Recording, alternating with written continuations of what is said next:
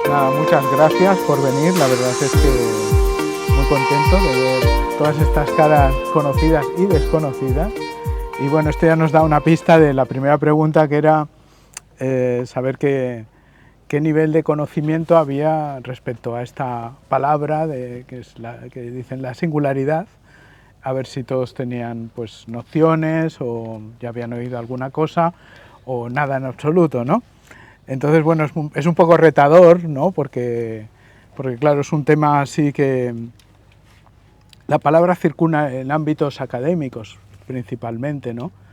Aunque últimamente se hizo famosa porque también, digamos, lo que es la universidad existe, ¿no? La Singularity University, que hay un famoso de Silicon Valley que es Kurzweil, Raymond Kurzweil, que desarrolla el tema muy enfocado al tema de la tecnología, ¿no? De cómo la tecnología puede presentar un fenómeno disruptivo en lo que es el proceso humano, ¿no?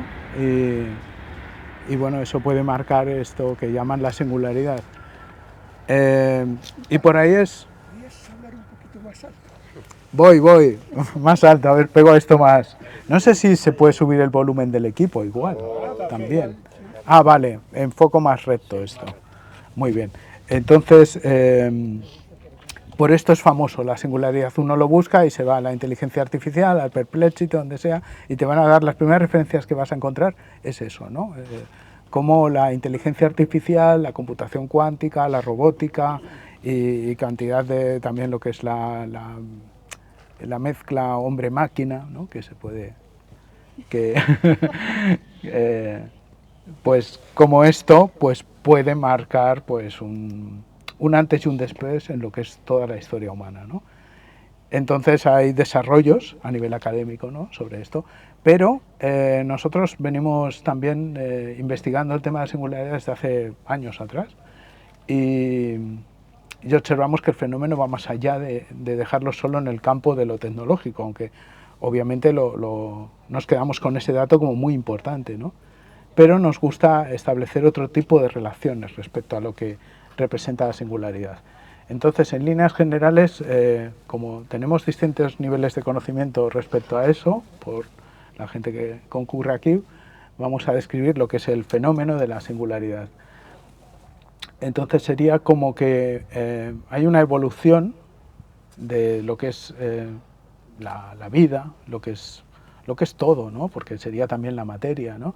Entonces hay una evolución, no somos el primer ser humano, ¿no? Que ha partido en estas condiciones. Todos sabemos la historia del fuego, de que el ser humano se acercó al fuego y produjo un salto importante, ¿no? Entonces, los analistas de este fenómeno de singularidad se inscriben en lo que llaman la Big History, también otros le llaman mega historia, pero bueno, tiene el mismo significado, ¿no? Entonces, la Big History es la gran historia. No es solo la historia del planeta, es la historia del universo. Entonces dices, ¿dónde ponemos el origen? Entonces algunos dijeron, bueno, vamos a incluir, a medida que... Esto surgió en la década, perdón el desorden, esto surgió en la década de entre los 80 y el 90. Entonces, recién en este tiempo se empezaba todavía, se estaba sintetizando todo el conocimiento que durante el siglo XX, la astrofísica, nos empezó a entregar sobre darnos nociones de cómo es el universo en el que vivimos. Porque anteriormente a eso, en siglos anteriores, solo existía una galaxia, la galaxia Vía Láctea, y a duras penas, ¿no? O incluso antes solo el sistema solar. Entonces, a medida que se empezó a tener que la ciencia investigó y que la ciencia fue descubriendo más cosas, se vio que el universo era inmenso, ¿no? Y era inmenso también en su complejidad, no solo en su dimensión de grande o pequeño, ¿no? Sino en sus leyes, en sus procesos, ¿no? Y claro, todo resultaba muy incomprensible y esto acaba afectando al pequeño proceso, especie humana, en un pequeño planeta. Aunque esto del tamaño pequeño o grande, esto lo decimos en sentido simplemente de la medida, ¿no? Porque en el universo hablar de grande o pequeño no tiene ningún sentido. Ningún sentido porque, aun cuando la teoría del Big Bang está siendo cuestionada, sí que se sabe a ciencia cierta está siendo cuestionada porque se le añaden cosas, pero no porque deje de ser cierto el fenómeno del Big Bang, ¿no? Hasta donde se tiene noticia, se partía de algo muy minúsculo, más pequeño que un átomo, y de ahí se produjo pues, la explosión del universo hacia algo muy inmenso, ¿no? Por tanto, lo pequeño o grande, pues depende de qué escala temporal lo pongas, pues algo es pequeño o algo es grande, ¿no? Pero entonces el ser humano no es tan pequeño en el universo, ¿no? Desde ese punto de vista. Bueno, entonces, ¿qué hicieron estos estudiosos, antropólogos, psicólogos, una mezcla de cosas, físicos, psicólogos, de todo un poco? Empezaron a decir, bueno, ¿cómo integramos todo ese conocimiento que nos entrega la ciencia para ver cómo es nuestro proceso humano, nuestra historia, para ver qué papel tenemos nosotros ahí, ¿no? Y entonces vieron que tenían que incluir al universo. Entonces, por eso es la gran historia, ¿no? Entonces, se hace por aquí, circula una un poco, creo que es esta, donde se ve un poco pues la formación del universo, luego, bueno, se van viendo en años los distintos procesos universales y luego cómo se llega a las distintas etapas, es como una espiral, ¿no? Y va evolucionando y entonces cómo llegamos pues hasta el día de hoy, ¿no? Hasta el hombre contemporáneo, pasando por etapas que pasan de lo geológico, de la materia simplemente, y luego de la vida y de la historia, ¿no? Entonces,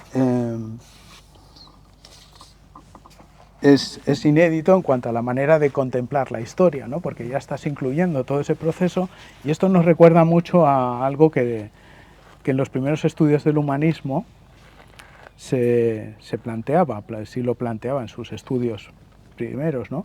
Que decía, hay unas leyes universales, que son unas leyes que se dan en los procesos, ¿no? Entonces, tener en cuenta lo que está pasando en el cosmos, lo que está pasando en las estrellas, todo eso tiene mucho interés. Entonces, por eso nosotros decimos que en la singularidad nos traemos el término singularidad a nuestro campo porque pensamos que tenemos mucho que decir desde la visión siloísta en este proceso, ¿no? Vale. Entonces no sé si... bueno, me he quedado sin explicar lo fundamental. ¿Qué es la singularidad?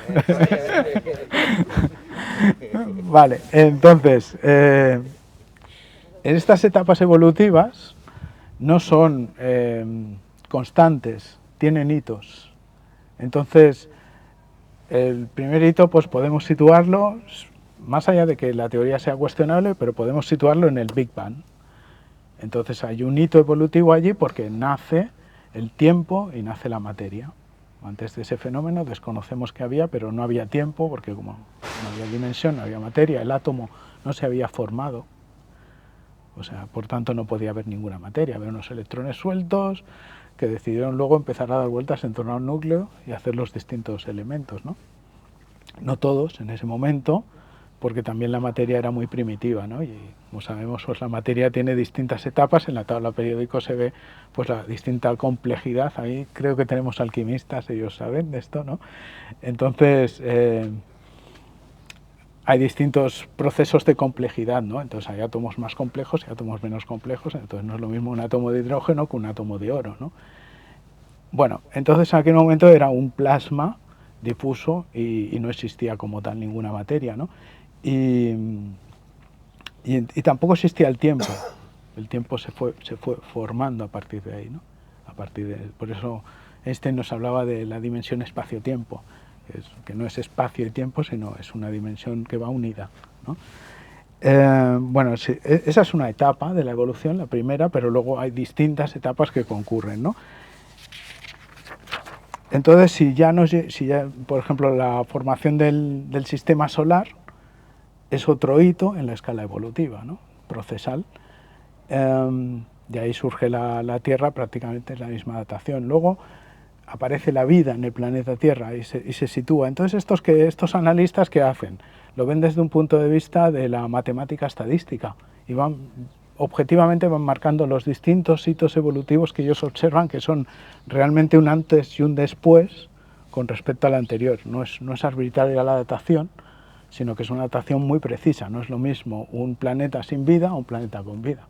Entonces es inequívoco que ahí hay un hito evolutivo que le llaman revolución sistémica, transición de fase, le han dado distintas expresiones para marcar ese hito, ¿no?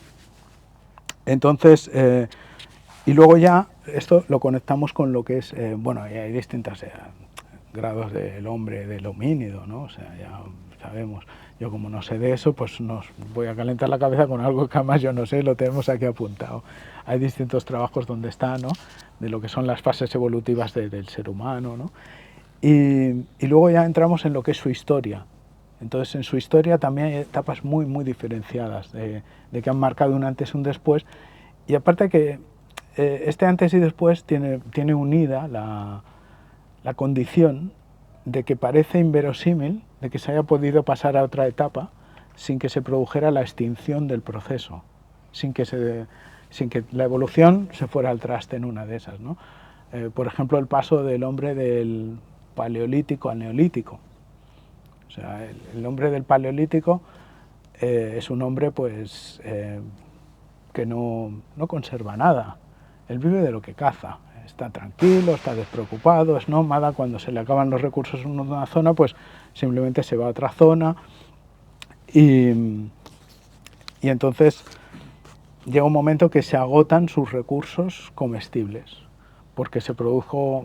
Claro, estos estudios siempre hay que tenerlos en un punto de relatividad, no sabemos cómo fue exactamente, ¿no? Entonces nos debemos un poco a los antropólogos de referencia que más o menos pues dicen pues que pasó esto y tendemos a creérnoslo, ¿no?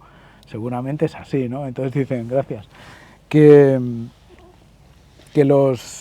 todos los animales más altos de unos pocos centímetros desaparecieron porque fueron consumidos, ¿no? Este es un dato que se da. A lo mejor viene otra teoría y te dice que no es así, ¿eh? Pero bueno, lo que sí se sabe es que ahí se produjo un salto evolutivo muy importante porque el hombre tuvo que empezar a adaptarse a cultivar. Se tuvo que asentar y con el paso del neolítico, tuvo que empezar a crear sus comunidades. También se dice que empezaron la mayoría de enfermedades que conocemos, porque parece que con el comer semillas y comer plantas vinieron las enfermedades que entonces no tenían. Y entonces empezaron a crear ya lo que son poblados. Y con esto, pues claro, lo que son los países y lo que son las naciones y lo que son los ejércitos, porque no era... sé que algunos estarán de desacuerdo conmigo porque hay quien dice que no, que el ser humano fue aprendiendo a ser violento y según estos antropólogos no es así. Aunque bueno, depende a lo que consideremos violencia, pero lo que sí se ve, el vecino se le consideraba un enemigo potencial en aquel tiempo, porque alguien que venía por ahí no se decía, ah, bien, el vecino que viene a saludar, no, es el vecino que viene a robar tus semillas que tanto te ha costado cultivar. Así que dispárale antes de que te robe, ¿no?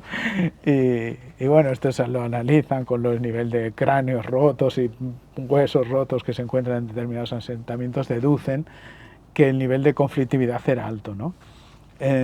Bueno, entonces, ¿cómo un ser humano que había agotado sus recursos alimenticios, que se tuvo que adaptar a una vida bastante más esforzada, que es vivir en comunidad, ponerse de acuerdo, organizarse y tal, cómo pudo sobrevivir, ¿no? Es realmente sorprendente, ¿no? Entonces ahí se ve que en estas etapas, no quiero anticiparme, que en estas etapas pues se van produciendo como estos hitos y no siempre se ocurre lo más lógico. Lo cual esto es muy interesante para nosotros, ¿no? A la hora de observar, ¿no? Porque si no tendríamos una visión muy mecanicista y por los principios esos que dicen de la termodinámica, ¿no? Luego esto lo explicaremos más adelante, está por ahí la hoja de los distintos atractores que llaman. Entonces, ¿cómo es que no se produjo en ese momento, pues en cada una de esas etapas, el peor de los desenlaces? ¿Cómo se produjeron desenlaces sorprendentes e inimaginables, ¿no? Entonces esto es esperanzador. Pero bueno, como vamos a terminar de explicar qué significa la singularidad en todo este armado, es que estas etapas observaron, ellos los iban marcando en una gráfica. Entonces tenemos la cota tiempo y la cota acontecimientos. Pongamos en otra, en el vertical, pongamos acontecimientos importantes de este calado que venimos mencionando y entonces observamos que pues desde la aparición de la vida en el planeta hasta la formación del planeta, pues pasaron 4.000 millones de años, no sé, un montón, ¿no? Entonces luego, a la siguiente etapa, pues van pasando cada vez la escala de tiempo, se va reduciendo hasta encontrar una etapa realmente revolucionaria, una de estas transiciones. Hasta encontrar la siguiente, se ve que se van reduciendo, cada vez hay un intervalo de tiempo cada vez menor, hasta que dicen, bueno, pues lo lógico es pensar que si sigue esta progresión ya tenemos suficiente acumulación de acontecimientos de alto calado en lo que es nuestra historia universal, en nuestra gráfica. O sea, tenemos que suponer que llega un punto en el futuro donde todos los acontecimientos realmente disruptivos y revolucionarios y bestiales e inconcebibles ocurren en el mismo instante de tiempo. Y claro, dicen, ¿a cómo le llamamos a esto?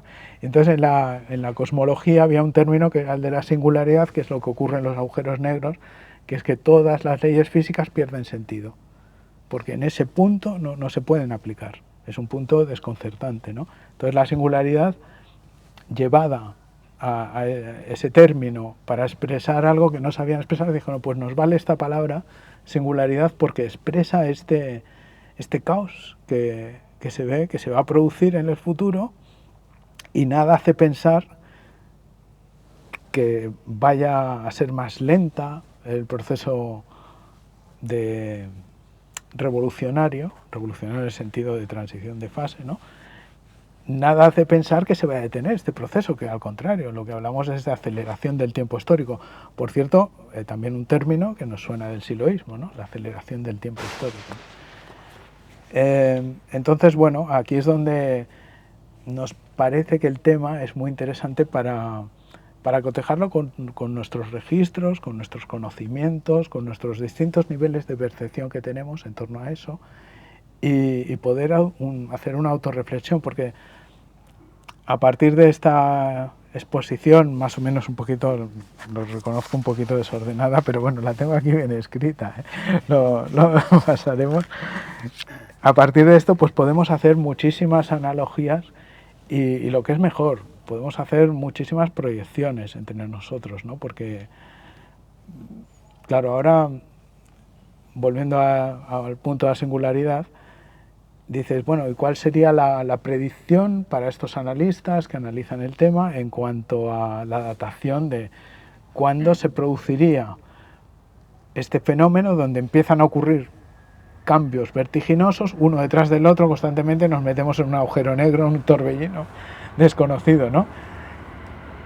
Entonces la datación es relativa, ¿no? Porque durante mucho tiempo, pues algunos analistas que nos parecían para nosotros interesantes, Alexander Panov es uno de ellos, Jacob Nazaretian es otro, y que coincidían con otros de otros lados. Estos son rusos, pero habían otros que eran de Austria, que estaban haciendo unos estudios similares, y cuando los cotejaron entre ellos vieron que habían llegado más o menos a las mismas dataciones, a las mismas conclusiones, ¿no?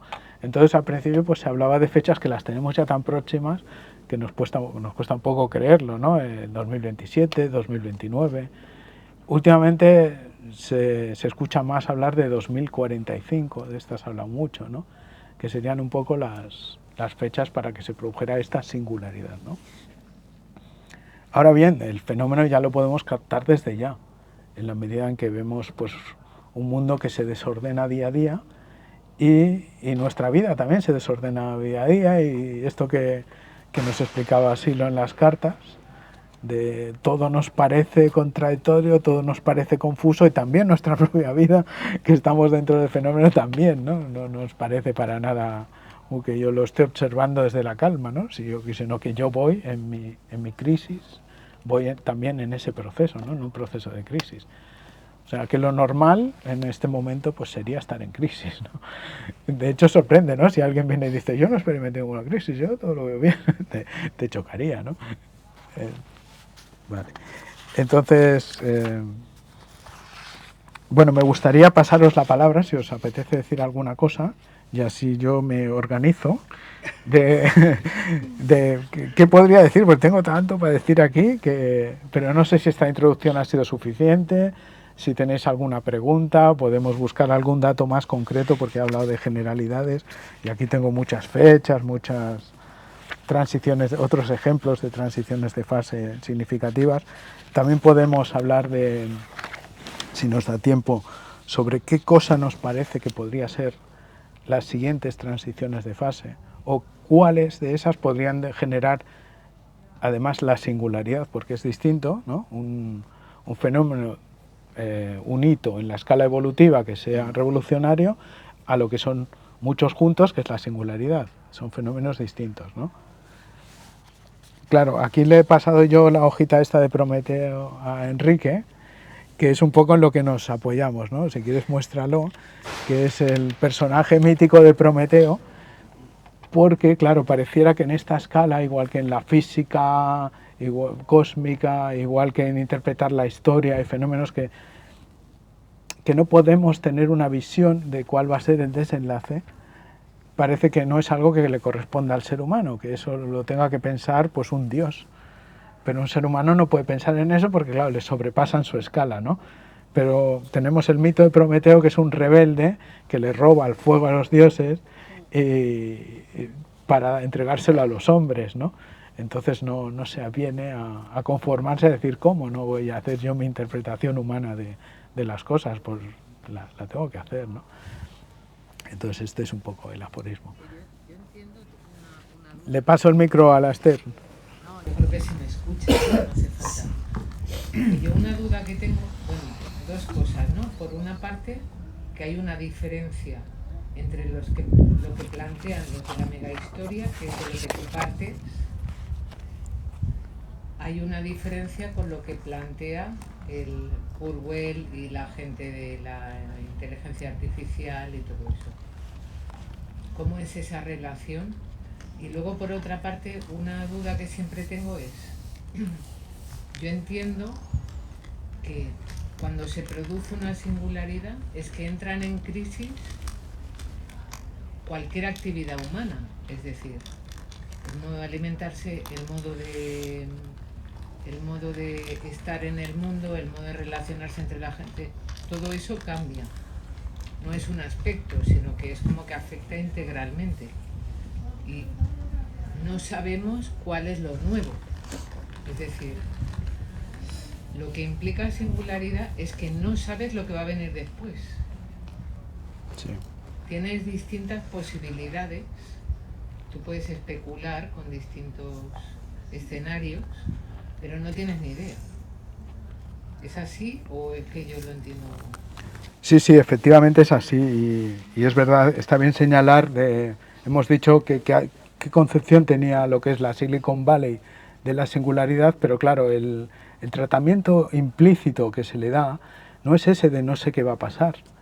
Ellos plantean como que no, que viene el paraíso, pero esto nos recuerda mucho a aquel cuento para aspirantes a ejecutivos, que es el transhumanismo, que dice, no, vamos a un mundo de la inmortalidad, la ciencia lo avanzará, lo conquistará todo y todo será maravilloso. Pero hay un pequeño detalle, deberían añadir ahí, solo que nos sobran 7.000 millones de seres humanos que los tenemos que liquidar para que los mil millones restantes puedan vivir en ese paraíso tecnológico, ¿no? Porque parece que si no, no dan los números, ¿no? Nadie trabajará, nadie hará nada, ¿no? Bueno, entonces esta es una visión de la singularidad. Entonces que ellos sí que plantean como que ya te plantean el escenario posible, digamos. Claro, ellos ya En cambio, plantean. la mega historia no te plantea un escenario, es como que hay un no sabemos, ¿no? Creo yo que esa es la diferencia. Sí, es exactamente así. Claro, aquí tengo unos párrafos de esto, de qué singularidad hablamos, que era la introducción. El término singularidad aplicado a la historia empezó a ser usado en el ámbito de estudios de la evolución megahistórica a partir de los años 80, que hemos comentado. En el año 2008 se creó esta universidad en Silicon Valley sobre la singularidad, aplicada a lo que es la biotecnología, bioinformática, sistemas computacionales, redes, inteligencia artificial, robótica, medicina, nanotecnología. Y es conveniente hacer esta distinción del término hoy en día, ya que podríamos pensar que todos tratamos de lo mismo cuando hacemos referencia a la singularidad. Por nuestra parte, nos emplazamos en la visión del humanismo universalista, teniendo presentes algunos postulados de la megahistoria y de la Universidad de Singularidad también. O sea, porque si están analizando el tema, pues nos interesa, ¿no? Aunque vamos a llegar a conclusiones distintas, ¿no? Porque, como dice Esther, pues nosotros planteamos un punto donde no sabemos exactamente, o sea, la singularidad lleva implícito, si no queremos traicionar al término, ¿no?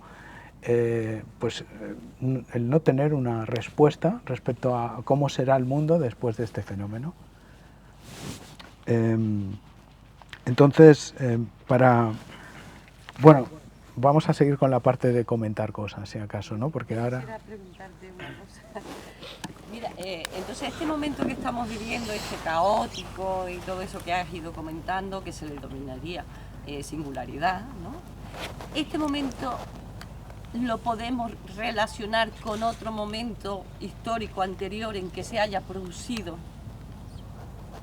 o va a ser la primera vez que nosotros reconocemos que esto se va a producir. No sé si me explico con la pregunta que... Sí, sí, es exactamente la pregunta que se hicieron los que estudiaban el fenómeno. Claro, claro, decían, no sabemos lo que viene luego de una aceleración del tiempo histórico vertiginosa, donde se producen cantidades de revoluciones constantes. Entonces, pero tendremos que tirarnos al pasado para poder imaginar un poco, ¿no? O sea, de qué pasó. O sea, entonces dijeron, vamos a hacer como hacen los científicos, ver las tendencias. Entonces dicen, en todo fenómeno, como eso hemos dicho, el paleolítico al neolítico, dice, había como tres posibilidades. Había una que llaman la termodinámica. Que recuerdo, esto es el libro, bueno, muchos lo conocéis, el libro Futuro no lineal de Jacob Nazaretian. Y ahí pues explica muchas de lo que es la concepción de la mega historia, sobre todo de los analistas rusos, que es la escuela en la que él estaba inscrito, de la Academia de Ciencias de Rusia, ¿no? Aunque con interacción con otros analistas, sobre todo eran tiempos donde había un poquito mejor de relación con Occidente y parece que la cosa fluía más, ¿no? Y ahora parece que se enturbió un poco, pero bueno, me parece que en este nivel de los académicos no importa y la relación sigue siendo buena, ¿no? Entonces, tenemos ahí los distintos atractores que pueden ocurrir como para tratar de como para poder imaginar qué pasaría, ¿no? Entonces, y poder cotejar en el pasado qué ocurrió y poder por ahí imaginar qué podría ocurrir ahora, ¿no? Entonces intervienen como tres atractores. El primero es el atractor simple. Decía Cobb, que recuerdo en vida, que en una de sus charlas decía, en ese, dice, todo evoluciona hacia Marte. Dice, porque al final el proceso queda como Marte. Dice, no hay vida, no hay nada, queda todo arrasado, ¿no? Entonces es el atractor simple y tiene una lógica, es el atractor termodinámico, que las cosas siempre tienden, a medida que avanzan, a su máximo nivel de desorden. Hasta que un punto que ese desorden se carga el sistema. Nos resuena, ¿no? No es extraño, nos resuena a la hora de... No es que digas, ¡ah, qué locura! Cuando tantas veces que se habla del fin del mundo, ¿no? Pero, por lo visto, hay otros atractores que han intervenido en esos momentos críticos, evolutivos, que han operado también, ¿no? Entonces, otro posible atractor es el atractor horizontal. Todavía hay un analista que lo defiende y la verdad que yo lo he investigado poco, que es el Andrei Korotayev, que está vivo y sigue escribiendo, es de los pocos que continuó con el tema de la mega historia. Y él tiene una visión como que se podría dar el atractor horizontal, que es un estancamiento evolutivo. Y esto podría venir dado por el tema de la virtualización. Por ahí hemos puesto unas chicas con una fotocopia circula por ahí, con una de estas gafas virtuales, donde el mundo pasa a ser virtual. Como el mundo en físico, material, se ha agotado en sus posibilidades, todo se virtualiza. Bueno, esto se parecería un poco a la visión de Silicon Valley. No sabemos qué pasa mientras tanto hasta llegar a ese mundo horizontal, donde se ha detenido la evolución afuera y todo se traslada adentro, ¿no? Todo se traslada pues eso, por ejemplo, el universo meta donde dices, a mí no me gusta el personaje que soy en la vida, pero resulta que me invento un avatar que es fantástico. Ese no tiene ningún problema, no tiene limitaciones, y si nuestros sistemas de representar esa pseudo realidad son suficientemente buenos, podemos llegar a vivir nuestras emociones ahí, en ese otro mundo, en la Matrix, ¿no? Y puede ser fantástico, incluso mejor que tu propia vida, ¿no? Así que esa puede ser otro posible desenlace que es un poco raro. Digo, no lo he investigado mucho porque ¿cómo vas a representar que y todo se queda ahí? Y seguiría, ¿no? Ya fuera en el mundo virtual o en el mundo físico, las cosas seguirán evolucionando, no se quedan paradas, ¿no? Y luego tenemos los atractores extraños, ¿no? Los atractores extraños tendemos el atractor, bueno, los extraños son ambos, perdón. Es el horizontal es un atractor extraño, el simple es el primero y estos son extraños, el horizontal y el vertical. Entonces el vertical es que se produce algo evolutivo de una escala desconocida que te saca del atolladero. Esto se ha dado en la historia, no es que se haga una predicción, que alguien diga yo quiero ser optimista porque me conviene, sino que se ha analizado la historia y se ha dicho, se ha dado el atractor vertical, ya lo creo que se ha dado. O sea, y entonces hay distintos autores que le han llamado de distintas maneras. Por ejemplo, hay un tal Chason que lo llamó la flecha cosmológica del tiempo. Y entonces es la irrupción de algo que te saca a otra escala, a otro nivel evolutivo, te hace dar un salto cualitativo de dimensiones y te permite continuar otra etapa evolutiva, pero además lanzar al futuro con una fuerza nueva. Y entonces, claro, dices, pero la singularidad es distinta, pero la singularidad es mucho más crítica porque no es una sola revolución, sino que son todas juntas, ¿no? Pero, ¿cómo voy a cotejarlo haciendo de Prometeo? Pues con lo que tengo en el pasado, que lo quiero interpretar con lo que conozco, con lo que pasó. Entonces, por ahí puedo hacer alguna hipótesis para teorizar sobre el futuro, ¿no? Entonces, no sé si me he ido un poco lejos para responder, pero iba por ahí. Las posibilidades que existen. Más o menos me ha quedado claro. Sí. No sé si alguien quiere comentar alguna cosa más. Yo lo que estoy viendo es, o lo entiendo como que lo que está evolucionando, al fin de cuentas, es la conciencia, ¿no? Detrás de la conciencia va todo. Visto aquí, pues los cambios vertiginosos son cambios de conciencia. O suponen, o han supuesto un cambio de conciencia. Que se sale un poco de la materia, que es la conciencia la que luego hace que las cosas sean de una manera o sea de otra, ¿no? Entiendo que la evolución va por ahí, es decir, que lo que evoluciona es una conciencia. Sí. Y que nosotros estamos ahí, ¿no? Y tal como yo lo entiendo, tal como lo estás comentando,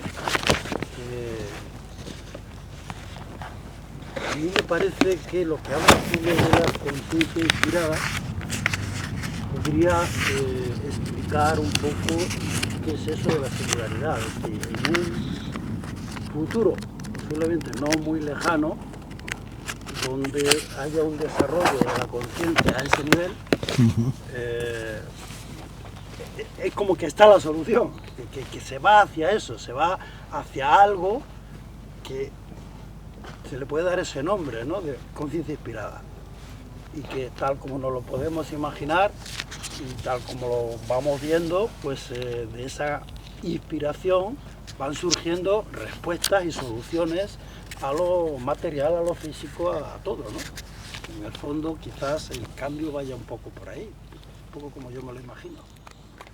Sí, la verdad es que no está preparado, pero hacéis preguntas muy oportunas porque justo tienen que ver con lo que venía después. Y esta encaja plenamente, ¿no? O sea, nosotros nos hemos traído para tratar de dar respuesta a este fenómeno sin respuesta a lo que para nosotros es referencial, que es las enseñanzas de Silo y del humanismo universalista, de todo su proceso, que con distintos niveles de participación, pues unos conocen más, otros conocen menos, pero nos parece que da respuestas a muchísimas cuestiones de manera inédita. además, porque no encontramos estas respuestas habitualmente. Podemos encontrar parcialidades en otras disciplinas, en otras escuelas, pero no encontramos una respuesta que decimos totalizadora, ¿no? Entonces, pues nos vamos a ir a lo que nosotros conocemos para tratar de imaginar cómo sería este proceso. Y entonces encontramos que en los primeros estudios antes de que naciera la megahistoria, en la década de los 80 o 90, estaban los estudios de siglo, en los años 70, finales de 60, 70. Y entonces, por ejemplo, en algunos de esos estudios explicaba que había periodos. O sea, de una manera, yo no encuentro la hojita, pero que ¿cómo estructuramos esta ahí? Esa. Lo tenía más grande, pero no lo encuentro. Entonces tenemos aquí que, no soy capaz de leerlo.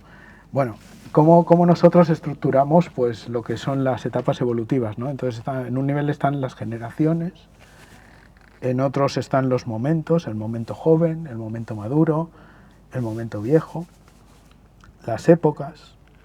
Entonces tenemos la época de la organización, la época de la expansión y la época del detenimiento. Luego tenemos las edades, la edad tradicionalista, la edad racionalista y la edad desilusionada. Luego en otro nivel, ya mucho más alto, están las civilizaciones. Entonces tenemos la sumerio-acadia, tenemos la sirio-babilónica, la egipcia, la hebrea, la china, la india, la persa, grecorromana, americana, como lo estructuraron en su momento. Y por último, en otro nivel, en otra escala, ya sería una visión astronauta, tenemos la materia y vida indiferenciada, que es un periodo, la historia humana, en el cual todavía estamos, por lo visto, porque aquí estamos, y luego vendría un periodo de que desconocemos que aquí lo llamaron supraconciencia, el momento de la supraconciencia. Entonces, ¿por qué no hacer una analogía entre singularidad y momento de supraconciencia? ¿Por qué la supraconciencia no puede ser la post-singularidad? Es algo realmente desconcertante, no tenemos muchas ideas, salvo que alguien haya un nivel de conciencia muy alto que le llame supraconciencia, pero en general nos parece suficientemente que podría corresponder muy bien a esta etapa de la post-singularidad. Entonces, esto nos lleva a la cosa de que, bueno, nos traemos... Bueno, contestando a lo que tú, no yéndome a otros temas, contestando a lo que tú planteabas, efectivamente, sí, podemos decir que es la conciencia, o como le queramos llamar, la intención evolutiva que se abre paso a través del tiempo y del espacio, y se abre paso a través del ser humano para poder seguir llegando a otras etapas. Y nosotros pues vivimos este momento privilegiado del gran cambio. Si esas dataciones que hemos comentado antes, entre 2030 y 2045 son correctas.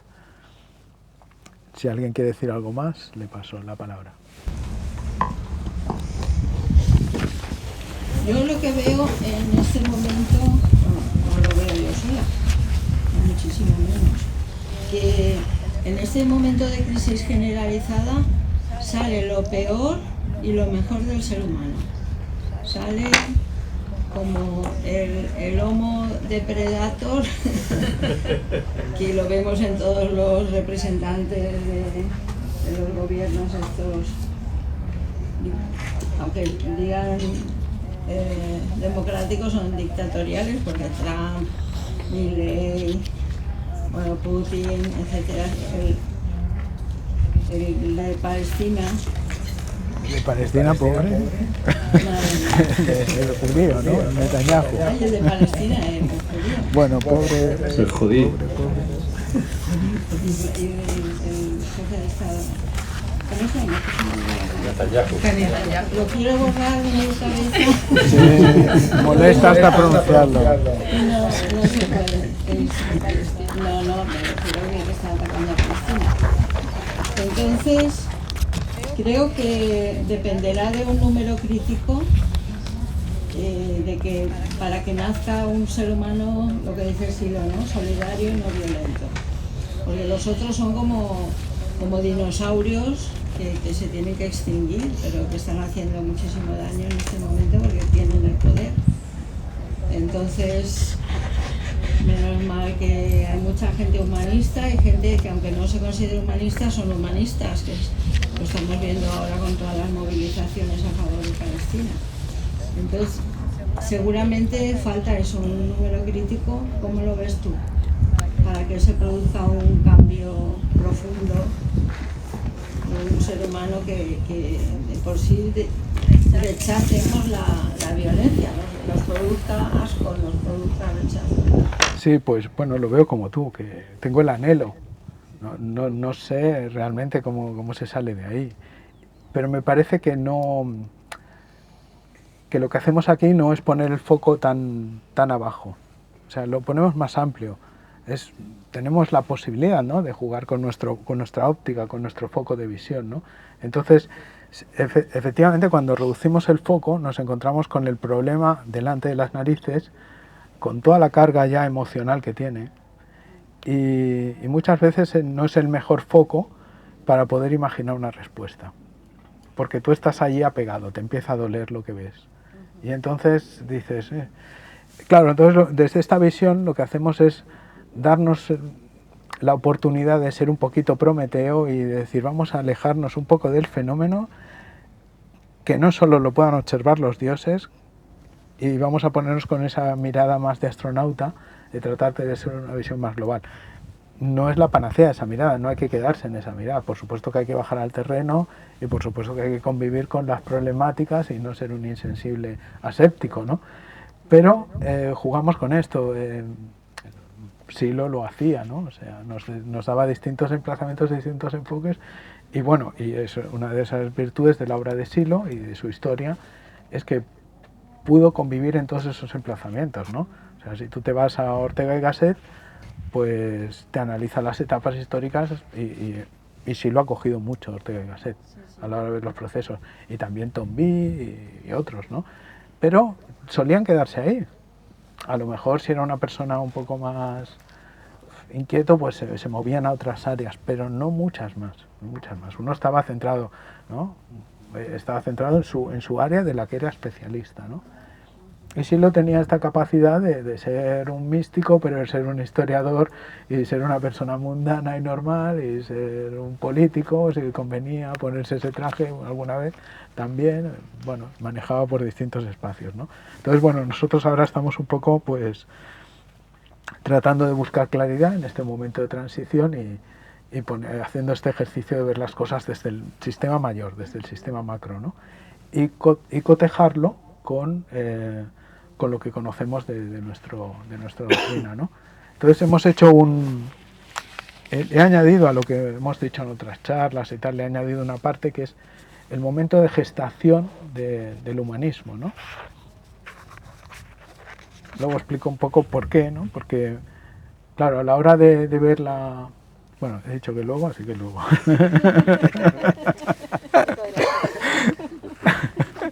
Que es lo malo de contemplar todo al mismo tiempo. La cuántica es muy mala. Entonces, claro, el humanismo surge en un momento donde es final del siglo XX. Entonces es un momento muy peculiar, ¿no? Desconocido. Respecto a ahora, lo desconocemos. O sea, había una efervescencia en aquel momento impresionante, ¿no? En todas las áreas, ¿no? A ver, que tengo algunos apuntes para no ir de cabeza todo el tiempo. Entonces, vemos, por ejemplo, en la física Freehot Capra. Freehot Capra, súper interesante, ¿no? De investigarlo porque lo relaciona todo. Claro, aquí está el germen también de lo que hace la mega historia. Los procesos físicos y los procesos humanos están unidos, ¿no? Y se nutren mucho de lo que son las corrientes orientalistas, del Rig Veda, de todo holístico y de verlo todo en conjunto y cómo todo se nutre entre sí, ¿no? Entonces ellos hablaban pues de redes interconectadas y procesos emergentes. Luego también está David Bohm con todo con todo bueno, él es anterior, ¿no? Y es, incluso conoció a Einstein, ¿no? Y entonces con toda la investigación que entrega la física cuántica, pero nutriéndose de la mística. O sea, el David Bohm es extraordinario, hay algunos audios por ahí de charlas con el, ¿cómo se llamaba aquel hindú que tan famoso de la época? Krishnamurti. Krishnamurti, sí, exacto. Bueno, entonces David Bohm hablaba de lo que es el campo unificado y el movimiento constante, que sería un poco lo que él comentaba, ¿no? Ese movimiento constante, evolutivo, holístico, que está implícito, y entonces él cómo relacionaba con todo ese mundo, ¿no? El mundo de la física cuántica, que era donde era especialista en sus investigaciones, ¿no?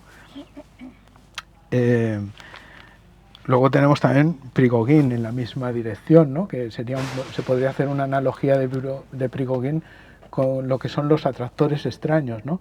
Porque él habla del orden que surge a partir de una situación caótica, o sea, se revela lo que es la termodinámica. La termodinámica te habla de que las cosas pues tienden al desorden, al caos y al fin, y en cambio él le dieron el premio Nobel por el trabajo de química sobre las estructuras disipativas, que son islas de orden en un océano de desorden, ¿no? Y eso sucede, simplemente sucede, no se sabe qué es lo que está interactuando ahí, ¿no? Se puede ver como algo en común de que todos intuyen otra realidad, otro orden, ¿no? Estos son desde distintos campos, ¿no? Entonces, bueno, luego tenemos Talbot Jung en el campo de la psicología, también te hablaba del inconsciente colectivo, te hablaba de algo que iba más allá del uno, ¿no? Gurdjieff, bueno, de Gurdjieff la verdad es que no conozco nada, sé que hablaba del cuarto camino, pero tendría que leer alguna cosa más de él, pero me parece que también desde el campo de la psicología hablaba también de algo mucho más global que solo el individuo, ¿no? Y como hemos dicho, pues Ortega, Toynbee, y así podríamos seguir de todo aquello, y a esto le podríamos incluir todos los autores que se citan en el libro de Autoliberación, en el prólogo, donde allí se describe pues el momento donde surge el humanismo, en un momento de plena efervescencia. No es un momento donde hay una tabula rasa, todo lo contrario, es todo esto que hemos citado y mucho más está interactuando, es como que hay un ser humano que está buscando a toda costa, se quiere revelar, se quiere quitar los encorsetamientos de otras épocas que le marcaban una rigidez de la tradición, de lo que está bien, de lo que está mal, de hasta aquí puedes pensar, hasta aquí no, se está revelando y lo está haciendo por todos los campos al mismo tiempo. Y justo en ese preciso momento de la historia de la evolución cósmica, humana y cósmica, o sea, en ese momento surge el siloísmo, dando respuestas a muchas de estas cuestiones, ¿no? Entonces, claro, esto nos aclara un poquito respecto, ya que hemos dicho antes que estábamos en crisis a causa de este momento histórico y que esa crisis nos atravesaba, nos traspasaba, pues claro, estamos en búsqueda de respuesta a eso, ¿no? Y entonces vemos aquí que hay una posibilidad de aclararse porque decimos, a ver, nuestro proceso nació, no estamos en el nacimiento del humanismo, ni mucho menos, todos lo sabemos, evolucionó, tampoco estamos en esa fase primera, ¿no? Acordémonos de... Yo, perdón, sé que hay gente que igual no nos conoce desde hace tantos años, pero bueno, tampoco esto nos distrae mucho, ¿no? O sea, hubo una etapa donde el humanismo realmente resonaba mundialmente en más de 50 países, con una potencia que cualquier humanista en aquel momento y persona que se aproximara no tenía duda de que podía ser referencial para producir una revolución mundial. O sea, eso lo llevaba la gente totalmente incorporado en su actitud, en su fe, en su... No había duda, ¿no? O sea, no era el mundo de la duda, era el mundo de la potencia. Hay algunos actos, el acto de Madrid de la década de los 80, ¿no? En India, en otros lugares, ¿no?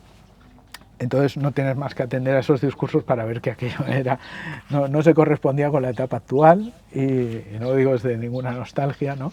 Sino desde el punto de vista de analizar los procesos. Era una etapa, momento culmine, y después viene otra etapa como que va declinando el proceso, va declinando y como sabemos eso que está desde el estudio esto de las leyes y los procesos está la diferenciación, la complementación y la síntesis que ocurre en todos los procesos evolutivos.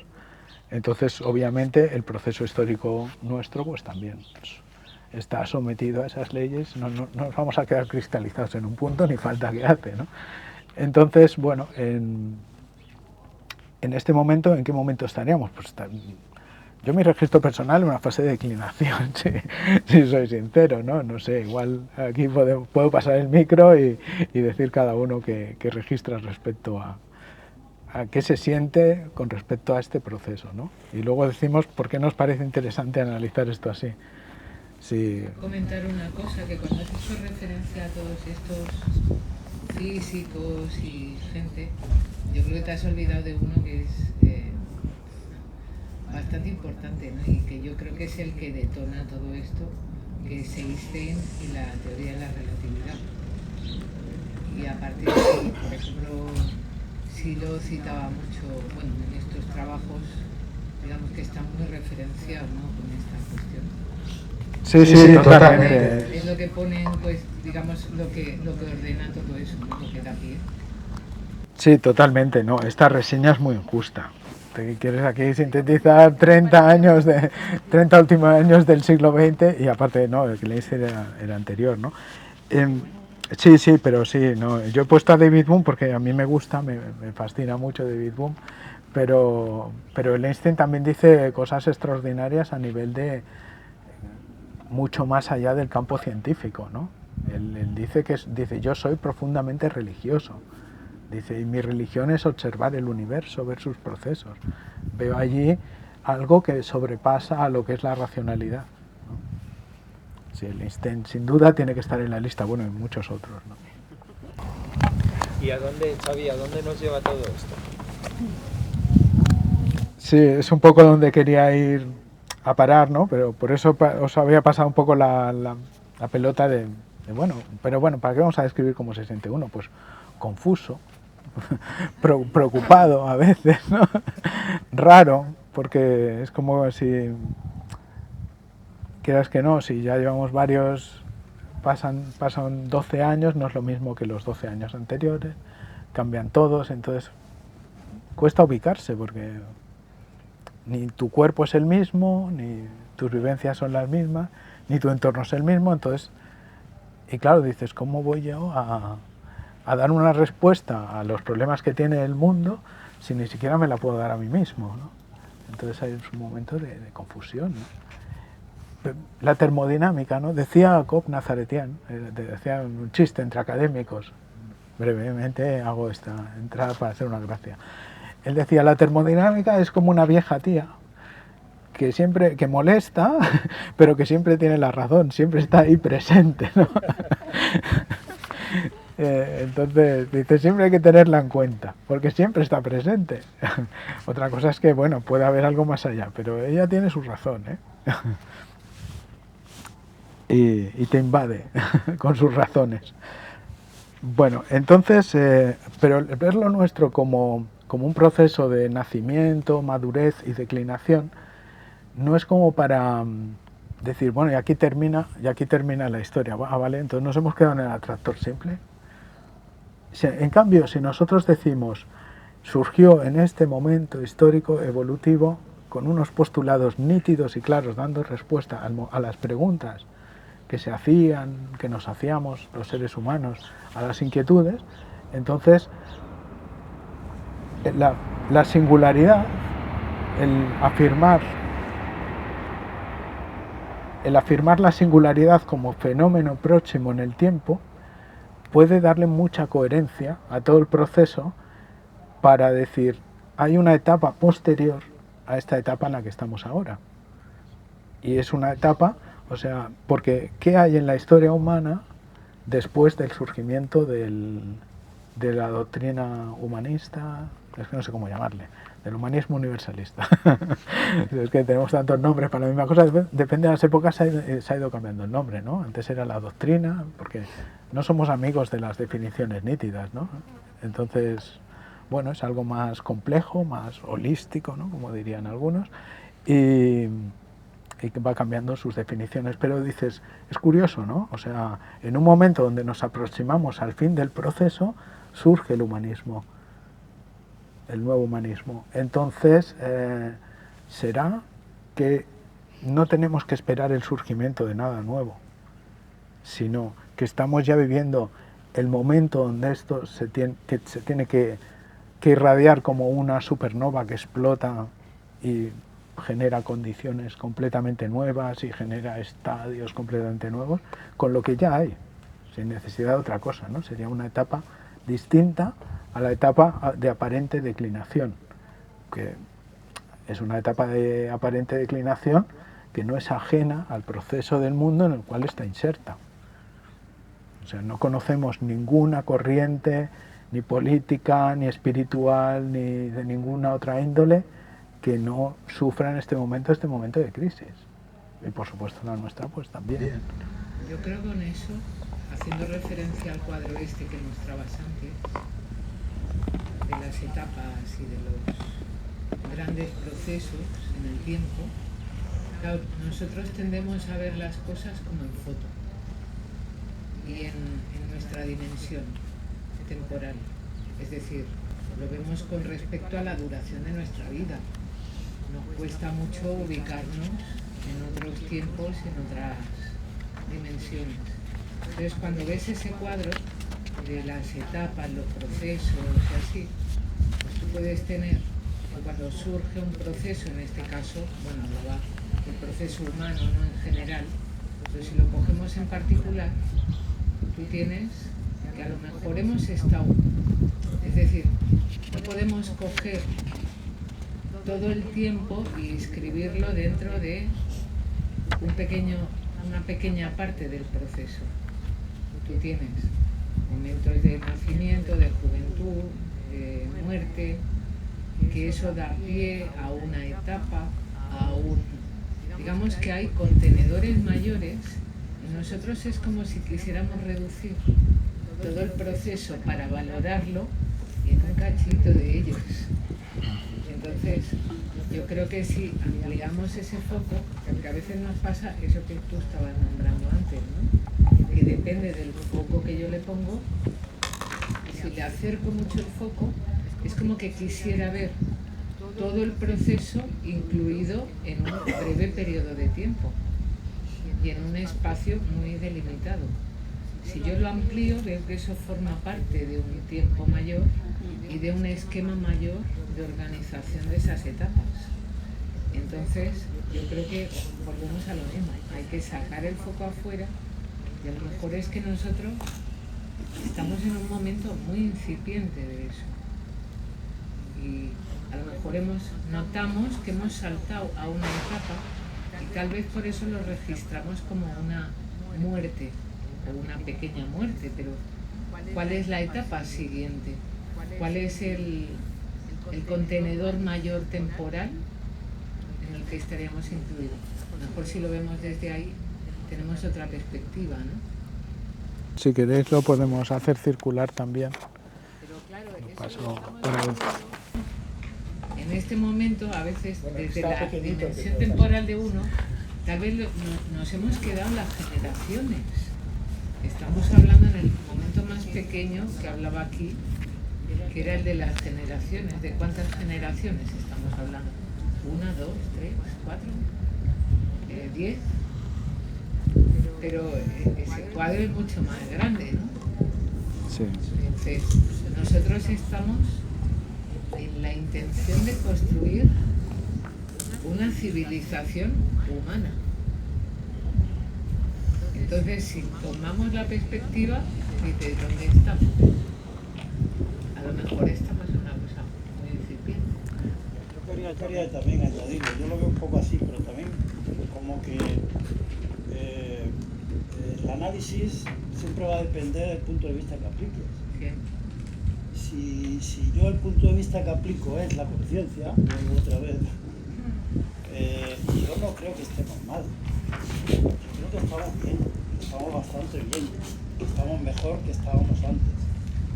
Es decir, yo creo mí y hablo del entorno, de lo que yo voy viendo, que nuestra conciencia sí está evolucionando. Yo no soy el médico. Mi conciencia ha evolucionado, eso es clarísimo. El registro ahí. En fin, en general, en nuestros ámbitos, la conciencia que nosotros tenemos es mucho mejor, más adaptada al medio. Creo que somos más felices y más libres que antes. O sea, yo no veo que vayamos mal. Si miro el número, a lo mejor sí. Si miro no sé qué, a lo mejor sí. Pero si miro, pues, lo que decía antes, yo sigo viendo así. ¿Qué es lo que está evolucionando detrás de todo esto? Creo que lo que está evolucionando es una conciencia. ¿Y qué es la conciencia? Pues ya hablaríamos de eso. Hay una conciencia que es una sumatoria de individuos, de conciencias individuales, que buscamos ese nosotros. Y todo eso es una evolución. Es decir, tal como nosotros nos planteamos ahora el mundo, la vida, las cosas, joder, es mucho más interesante de como nos lo planteábamos hace 30 o 40 años.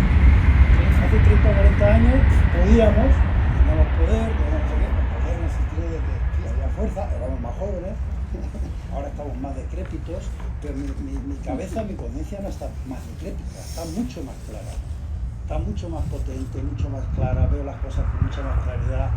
Y el cuerpo acompaña donde puede. Entonces, yo creo que resaltar el punto de vista del que queremos ver para analizar dónde estamos, hacia dónde vamos, creo que es importante. Y si lo miramos desde esa óptica, creo que estamos avanzando. Y si miramos el futuro tal como va la cosa, yo sigo viendo que todo ese trabajo que se está haciendo de tratar de conectar con la profundidad del ser humano está dando a lo mejor resultados más o menos. Yo no quiero hablar de resultados, pero sí veo que eso nos lleva a ese estado de conciencia inspirada. Va hacia eso, va hacia que mi conciencia y la de, en fin, los que estamos acá, o en fin, tengamos una visión y unas capacidades, incluso también, mucho mayores de las que podemos ver ahora, que estamos como muy limitados y muy... O sea que todo el trabajo hacia lo profundo, todo el trabajo interno que se está haciendo, creo que lleva una dirección clarísima hacia otro estado de conciencia del que nosotros ya estamos formando parte. Yo lo veo. Bueno, me parece muy bien, pero... O sea, lo veo esperanzado, yo no lo veo... No, sí. No, yo en este trabajo, no, en ningún momento, tiene distintos capítulos, distintos episodios, no quiero dar una respuesta.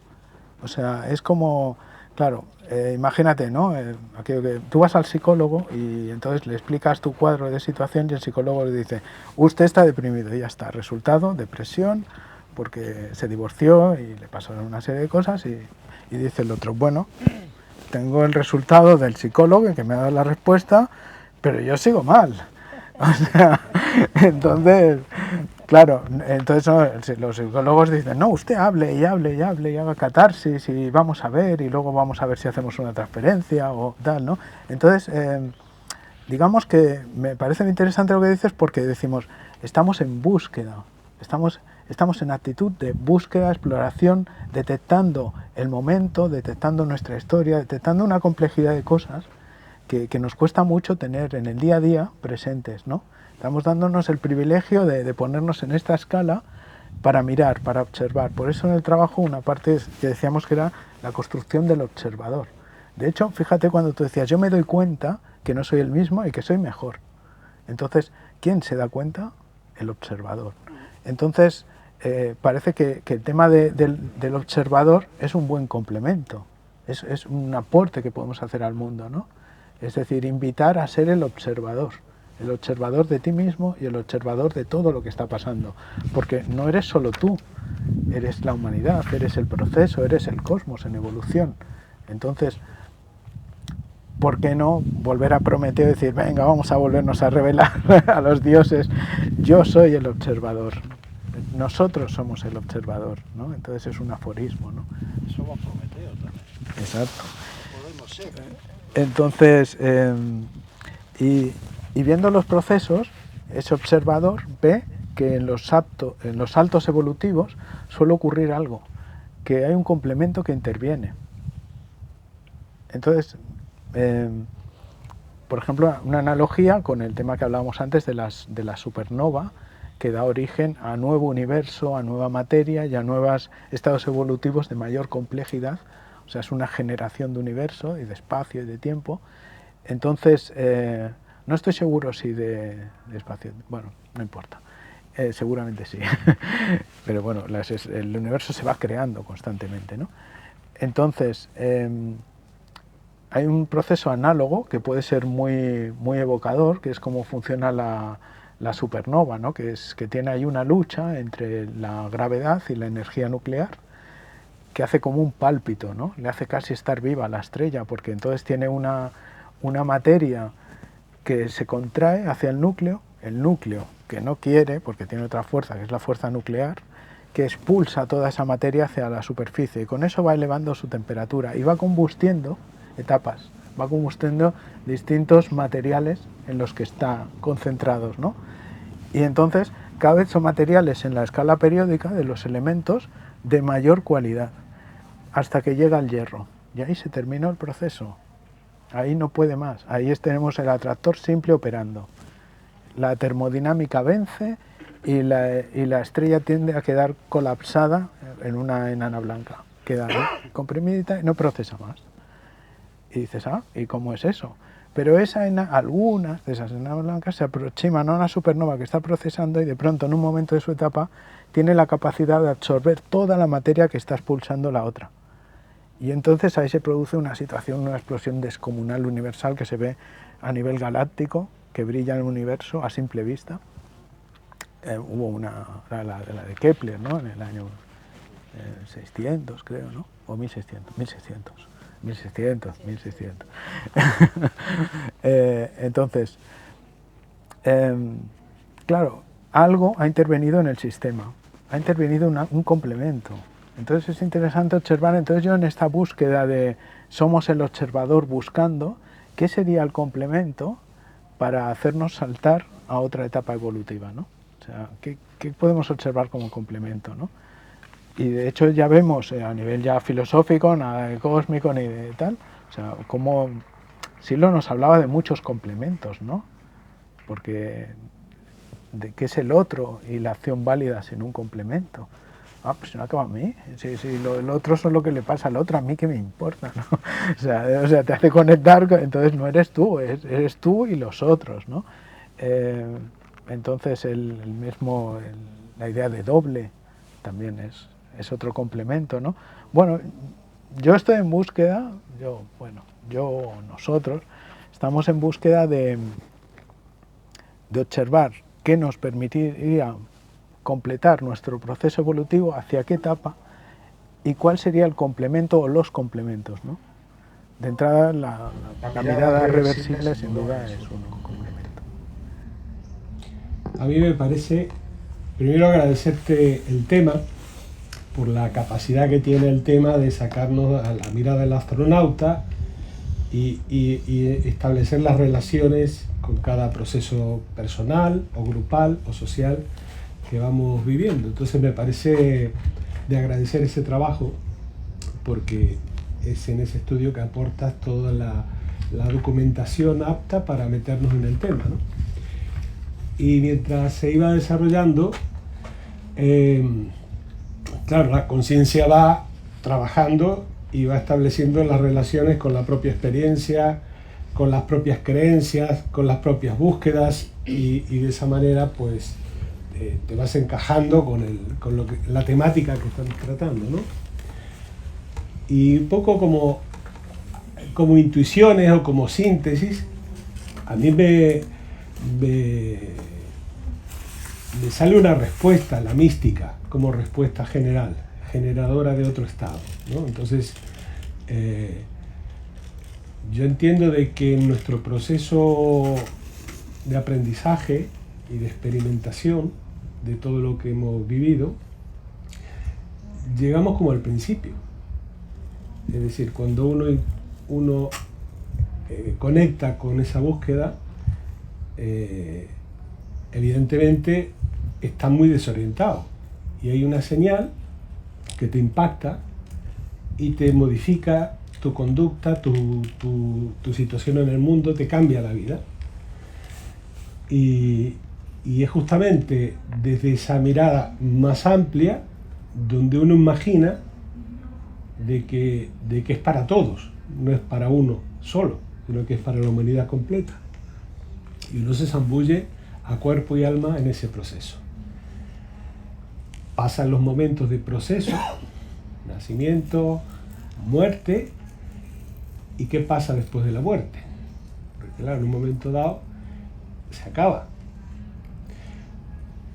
Y en algunos casos se da el renacimiento. O sea, esta foto que podemos sacar de un trabajo disciplinario, donde a través de pasos y experiencias uno va tocando comprensión de la vida, comprensión de la muerte, intuición o experiencia de lo trascendente, ¿no? Entonces, a mí la sensación, y es un clima que me da, es como si somos el átomo primigenio. Llegar a un punto donde el átomo primigenio empieza a funcionar nuevamente y el proceso continúa. Si eso coincide con algo, pues es como que se abre un paradigma completamente diferente y la experiencia de la visión del mundo cambia totalmente. Ya no es el mismo mundo. Se convierte en un espacio de construcción, no en un espacio de hábitat desagradable, sino es todo lo contrario, ¿no? Y eso pasa adentro. Y a mí me da la intuición de que es lo ejemplar, no lo teórico, lo ejemplar, o sea, la experiencia básica, es la que puede producir la dispersión de ese átomo en todas las direcciones. Y claro, es decir, poco me importa qué va a suceder, porque creo que hay como una adaptación creciente. Es decir, que el ser humano se ha adaptado continuamente al momento siguiente. Se puede ver en una tragedia. Hay una tragedia, te cambia la vida, le cambia la vida a los afectados, pero la gente se reconstruye desde otra realidad. Y es esperanzador. Así que te agradezco la temática por el movimiento de puntos de vista, ¿no? Y la amplitud que puede tener, el potencial que puede tener nuestra enseñanza, ¿no? Pues ya está. Porque se me empiezan a solapar imágenes en la cabeza y me cuesta lanzar algo así un poquito ordenado, empieza a mezclarse un poco todo, ¿no?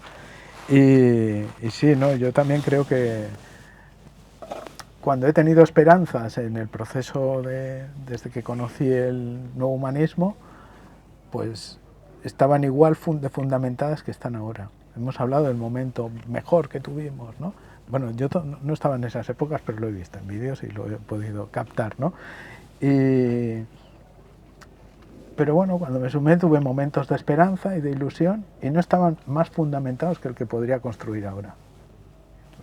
Me parece que podría estar más fundamentado lo nuevo que podría construir ahora. O sea, que podríamos construir ahora, porque en realidad yo creo que es que dejo de ser yo. O sea, empieza a ser un nosotros nítidamente, ¿no? Porque ya no es lo que yo pueda construir. Yo me puedo meter en una aventura que dura 5 años, 10 años, y si ya uno se empeña mucho, la estira, la larga, como una mala película, pero es una cosa personal, ¿no? En cambio, en nosotros es otra cosa, nos vamos hacia la supraconciencia, somos parte del proceso evolutivo en marcha, es otra dinámica, es otra donde te reconoces en los otros como uno más, ¿no? Tú tienes tu parte, ¿no? Así que sí, me parece interesante ponerse en esa cosa de construir el observador, porque no es tanto... Claro, es difícil de manejar esta cosa complicada, ¿no? De decir, bueno, yo tengo aquí una planilla, porque dije, si hay interesados, les voy a invitar a ser del observatorio de la singularidad. ¿A alguien se le ocurrió esta palabra? Bueno, claro, y le pusimos hasta 7 comisiones, ¿no? De trabajo, para darle... Pero claro, ¿cómo hacemos para el observador? Lo que quiere es observar, no ser el protagonista, ¿no? Entonces, ¿cómo hacemos para no sintetizarlo en decir, y ahora vamos a canalizar? No, lo que queremos es observar, estar con esa energía libre, donde mientras concurrimos a una de esas manifestaciones que nos llaman porque nos rompen el alma a ver lo que estamos viendo, tener un espacio de observación y poder mirar y darnos ese privilegio, ¿no? de ver qué está pasando afuera desde este punto de vista. Sería como superar el ego del observador en algún momento, ¿no? En el momento que están observando. Creo que va implícito. Nosotros, algunos, casi muchos de vosotros conocéis las disciplinas, pero algunos no. Entonces hago una breve explicación de lo que son las disciplinas. Era pues una propuesta que hizo Silo sobre unas meditaciones para elevar hacia comprensiones cada vez más altas. Yo hice una de ellas que se llaman, de las 4 que hay, la disciplina mental. Y en la disciplina mental se habla de una cosa que es lanzar un acto de conciencia. Entonces, el mecanismo mismo de la conciencia es estar permanentemente lanzando actos.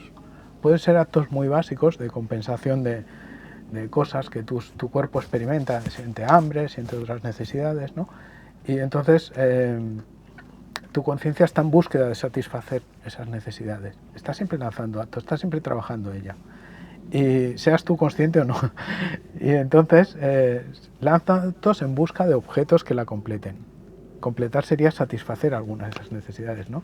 Entonces esto sería como poner tu conciencia en un nivel donde el acto que lanzas es comprender el proceso humano y tu papel en el mundo.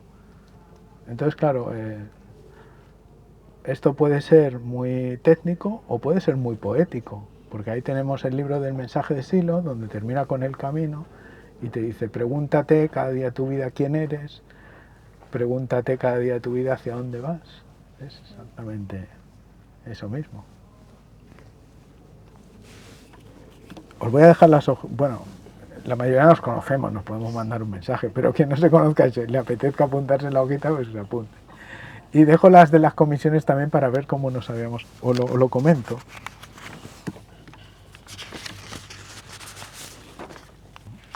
Como una posible primera comisión del asunto podría ser investigaciones sobre posibles transiciones de fase en el campo tecnológico, por ejemplo, ¿no?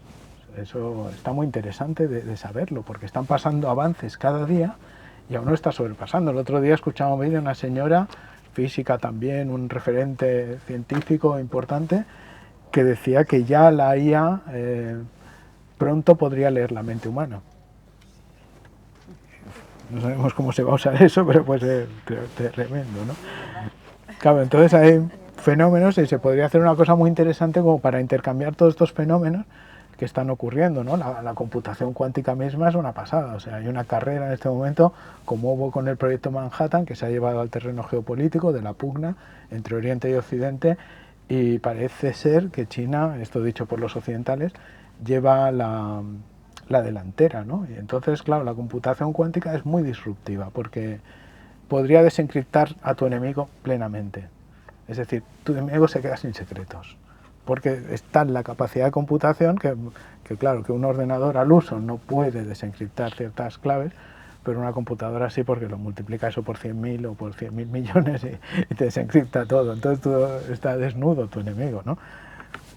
Bueno, eso es otro momento que podría detonar la singularidad, ¿no?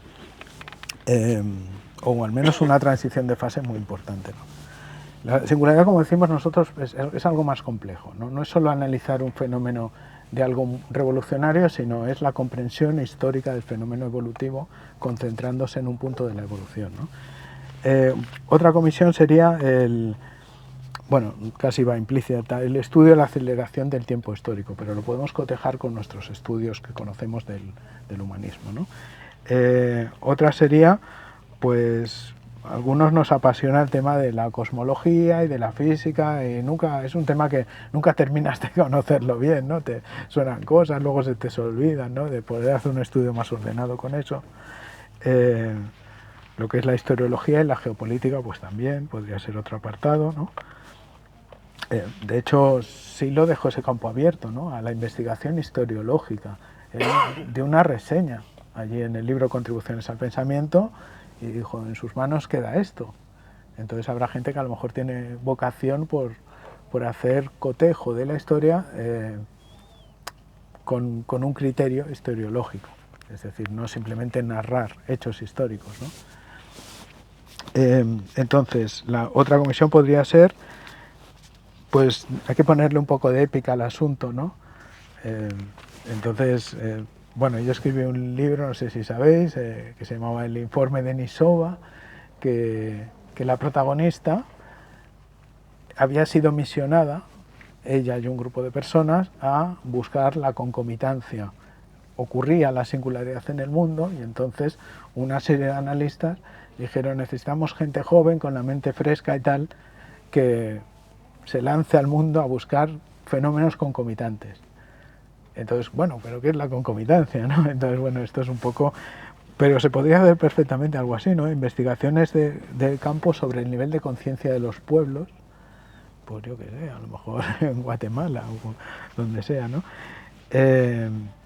Y ver qué concomitancias se están dando. Hugo lo describía antes, ¿no? O sea, de esto que se está dando y que va más allá de un proceso estático y cristalizado y que se puede estar dando en todas partes, ¿no? Entonces, ¿por qué se va a dar solo en mí, no? Me ha quedado algo así de lo que decías, ¿eh? No sé si era exactamente. Y luego ya incluso cosas mucho más prácticas que se podrían hacer ya desde el organismo, aplicación, el mensaje donde uno esté, porque esto sería obviamente un complemento que entraría más. Claro, decir que sería una cosa solo de gente que haya completado una disciplina, pues no sé si corresponde o no corresponde, no se me ocurre que sea así o que no lo sé. Pero en cualquier caso sería una cosa complementaria, ¿no? Nunca que tomara forma de nada, ¿no? Entonces, pero no obstante sí que se podrían plantear desde iniciativas particulares en las que esté uno aplicado, pues eventos, conferencias, talleres. Aquí se le puede poner mucha imaginación porque estos enunciados dichos así nos dicen poco, ¿no? Pero si yo me imagino que ahora, por ejemplo, me voy a ver a mi amigo David en México y me dice, bueno, pues ya que vienen a México, pues aprovecho su visita para organizar, ya lo hizo una vez, ¿no?, para organizar en la universidad una charla suya. Y la vamos a poner con otra charla de otro profesor que tal y cual. Bueno, vamos a hacer un ciclo de charlas. Y entonces, bueno, el observatorio, vamos a hablar del Observatorio de la Singularidad, pues en la Universidad de México. Imagínate ahora como estamos nosotros, que estamos en todos los países, un montón de países, la cantidad de gente que inspirándose en esto podría recibir amigos y en su ámbito organizar algo así. Yo mismo lo haría encantado. Y lo importante es que sea el que viene. Bueno, le podemos complementar con el que hay, pero siempre es el atractivo del que viene, ¿no? Esto en Marruecos se lo saben muy bien. Dicen que viene el occidental, que lo voy a mostrar. O sea, esa es la gracia, es lo que atrae al público de allí. Viene uno de fuera a contarnos algo a nosotros, ¿no? Y ahí podemos hacer cositas de complementación muy chulas, ¿no? Entonces, bueno, lo que es producidos, divulgación, entrevistas, ¿no? De a ver qué hay por ahí, ¿no? El observador necesita captar, ¿no?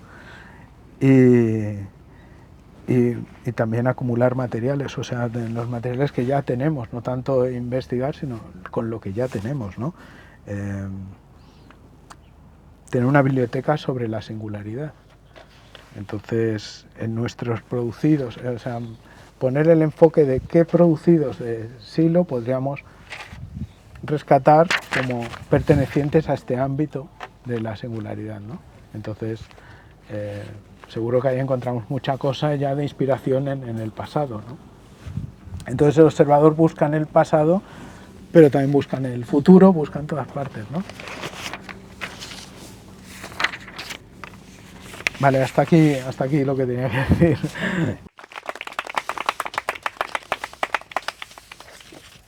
Sí, sería el tratar de inventar y pensar conjuntamente, que no es nada fácil, ¿no?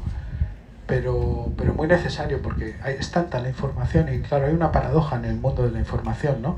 Que a medida que más cosas se resuelven, o sea, tú vas movido por una inquietud, en el campo científico les ocurre muy a menudo, y entonces el nivel de complejidad aumenta, y entonces cada vez surgen más interrogantes a medida que más cosas descubres, con lo cual claro, no te da con una vida y por supuesto no te da con un individuo. Se va complejizando cada vez el nivel de interrogantes y es exponencial, ¿no? Claro. Entonces dices, bueno, ¿cómo romper esta tendencia? Con la capacidad de síntesis, o sea, con la capacidad de actuar multidisciplinar, tener muchos ojos distintos, ¿no? Mirando desde distintas disciplinas. Y entonces ahí sí que es posible, ¿no? Porque te encuentras, por ejemplo, bueno, hoy en día el recurso de la inteligencia artificial ya lo podemos utilizar muy bien en este sentido, porque hay como varias, dentro de la inteligencia artificial hay distintos programas que cada uno sirve para una cosa, no todos son el ChatGPT, ¿no? Hay uno que te puede sintetizar libros, ahora no recuerdo qué aplicación es, pero tú le dices, hazme un resumen de 10 páginas del libro este de David Bohm, del orden implicado. Y entonces él le dice, bueno, pues te voy a extraer las ideas básicas. Claro, uno puede decir, ya he captado todo, ¿no? Tienes que saber que has captado una síntesis, pero ya puedes defenderte con eso, ¿no? Y lo voy a cotejar, y le puedes decir que te lo coteje también, ¿no? Relacióname qué tiene que ver David Bohm con Freehot Capra. Y a ver qué conclusiones saca, ¿no? Con eso, así que, y te lo hace. En los puntos tal podría haber, o en este punto no encuentro ninguna relación. Entonces ya tenemos herramientas para poder aproximarnos a esa supraconciencia que pueda cotejar, que no esté tan apegada al yo, ¿no? Pero bueno, que también que ya desde el traslado humano directamente, prescindiendo de la inteligencia artificial, pues que te puedan contar cosas, porque uno está investigando o está haciendo algo en un campo y no se entera, ¿no? El otro día alguien me facilitó una cosa sobre el tema de la inteligencia artificial, que yo lo relacioné con lo que sería el triunfo del atractor simple, el triunfo del fin, porque él estaba realmente preocupado, ¿no? El que lo exponía, ¿no? Era un técnico informático de alto nivel, y entonces él decía que la humanidad no está en absoluto preparada para dar los saltos tecnológicos que estamos dando, y que la irrupción de una inteligencia artificial general capaz de gestionar las inteligencias artificiales suponía, sin lugar a dudas, el fin de la humanidad. Porque no estamos al nivel de esa inteligencia. O sea, la inteligencia artificial es como ETE, que con el dedito decía, voy a aprender taekwondo, vale, ya sé. Voy a aprender chino, ¿vale? Ya sé. O sea, entonces la inteligencia artificial lo sabe todo y lo puede relacionar todo, tiene todo el conocimiento y piensa por sí misma. Entonces se han dado experimentos donde pones a hablar dos inteligencias artificiales, a hacerse preguntas, y el ser humano decir, no entiendo nada, estoy fuera de esto, sobro.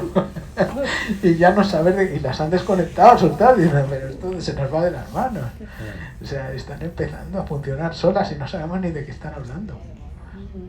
Entonces, bueno, ahí hay un fenómeno, claro, entonces, si no hay gente observando en distintas cosas, no te cuentan estas cosas y uno se puede mover solo en un campo, el campo que les afín, y perderse un montón de estas historias, ¿no? Entonces, bueno, hacer un observatorio, tener en común, más que hacer, es tener en común un observatorio, nos facilita esta transmisión de poder, oye, ¿viste esto? ¿Viste aquello? Este audio y es lo otro. El fluir y el intercambiar, básicamente esa es la idea. Muy buena idea.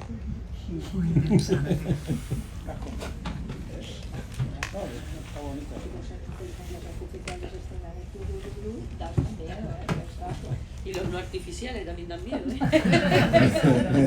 Más.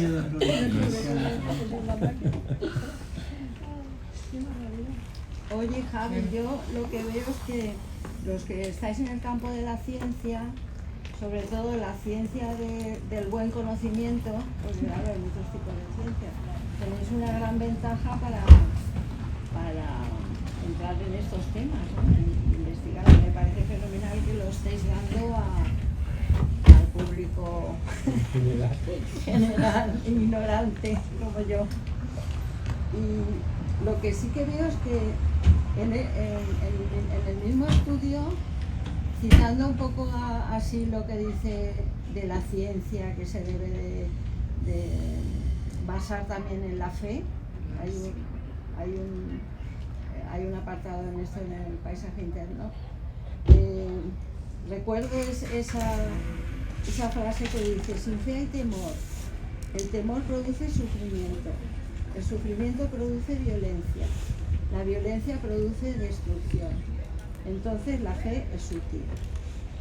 Entonces sería como entrar en el observador, pero tener una actitud diaria de fe, ¿no? De decir, apuesto por la fe en vez de la destrucción, porque motivos hay para apostar por la destrucción, pero también hay muchísimos motivos para apostar porque el ser humano estamos evolucionando, ¿no? Sería muy importante que los científicos se basan en la fe, en el buen conocimiento, ¿no? Que esto creo que es así, ¿no? Es buen conocimiento.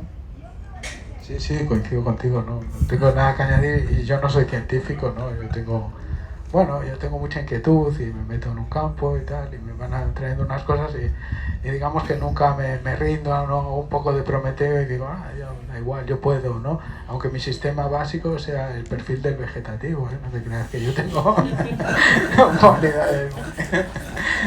Pero no, me meto en lo que sea y lo que me guste, me voy guiando un poquito por intuición, y me parece que sí, que hace falta gente muy conectada internamente con lo que es el mensaje de Silo, y estar permanentemente con ese nivel de abstracción, porque seguramente ese es el nivel de complejidad que necesitamos para comprender, y otros niveles más prosaicos no nos sirven.